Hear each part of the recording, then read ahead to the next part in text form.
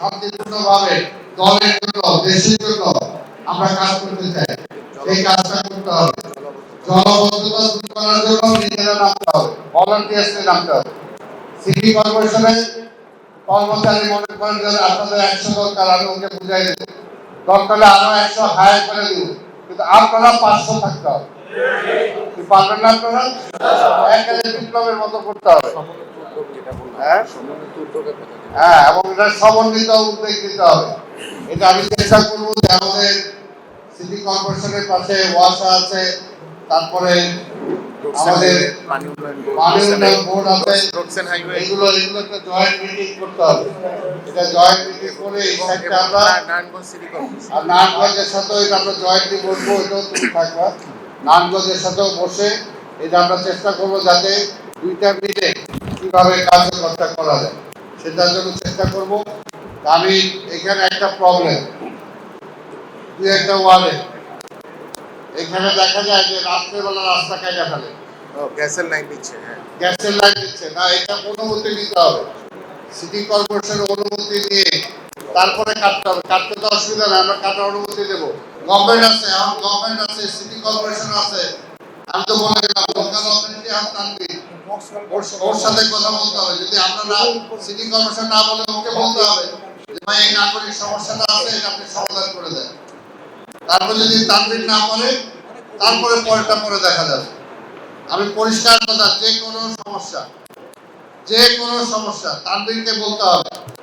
ও যদি সমস্যার সমাধান আমাদেরকে নিয়ে না দিতে পারে তারপরে আমরা দেখব। কি কথাটা পরিষ্কার?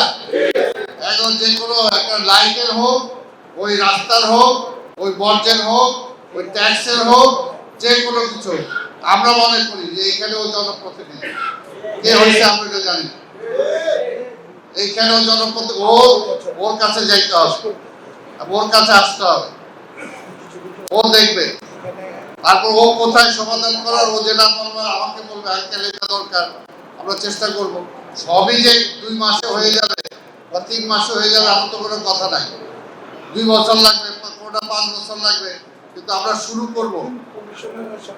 এবং এই ব্যাপারে আমি সাবেক কাউন্সিলর যারা আছেন বা ওয়ার্ডের প্রেসিডেন্ট সেক্রেটারি যারা আছেন, আপনাদের দায়িত্বটা বেশি। কোনো ওয়ার্ডে যদি এরকম হয় আপনারা কিন্তু দায়ী হবেন। এটাই বলেন, কোনো ওয়ার্ডে যদি হয়, যে ওয়ার্ডে যে নেতা আছেন সেই ওয়ার্ডে আপনি দায়ী হবেন, এটা মনে রাখবেন। দায় এড়ানো যাবে না, দায় এড়ানো যাবে না, পরিষ্কার কথা। ভবিষ্যতে এইভাবে চলবে না, চললে তো পরে 2 দিন পরে দেখা যায় আওয়ামী লীগেরা জামাতরা মিলে আবার শুরু করে দেবে অন্য কিছু।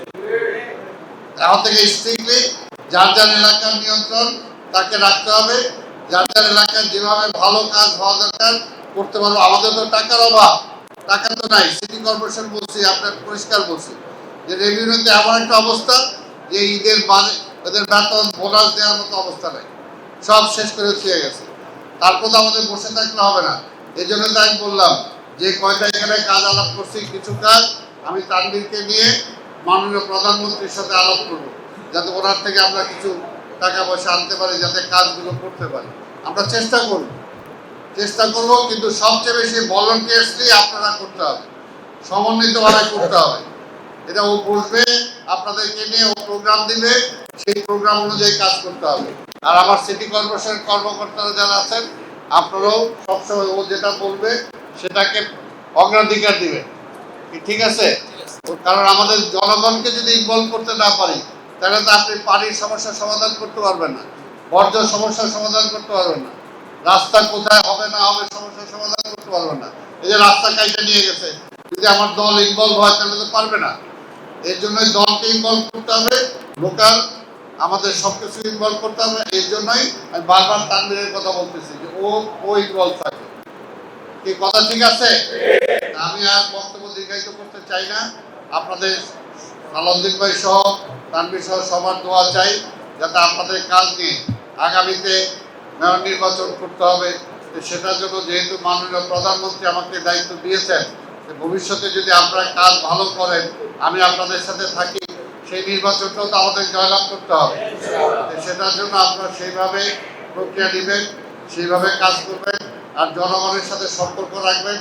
আর পরিষ্কার কথা, এলাকার দলটা যাতে সমন্বিত থাকে।